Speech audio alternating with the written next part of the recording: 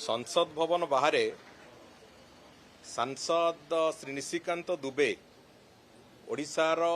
विशिष्ट एवं वरिष्ठ जननायक स्वर्गत बिजू पट्टनायक विषय रे जो नकारात्मक टिप्पणी देइचंती ताहा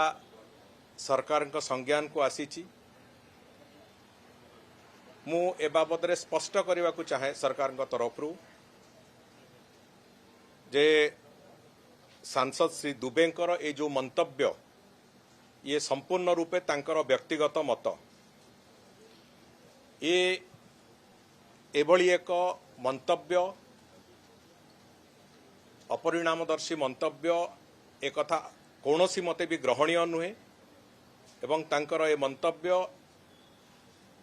माननीय मुख्यमंत्री को आरंभ करिकी आम समस्त को गभीर भाव में व्यथित करिछि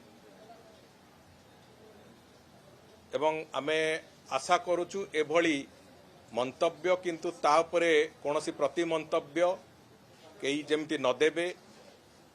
ए अग्रहणीय कथा को आउ थे जमी पुनरावृत्ति नहब एथिपाई आमे समस्त को निवेदन करुचु।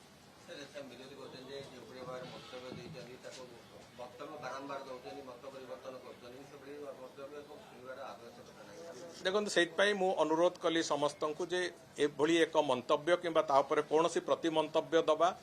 एवं या उपरे नहीं कौनसी राजनीति करवा बिजू बाबूंकर जो सम्मान अच्छे ओडिशा प्रदेश रे ताकु निश्चित भाव में व्याघात दब व्याहत करिवो। तेणुकर आम कौन फर्दर आलोचना न करने को समस्त को विनीत अनुरोध कर।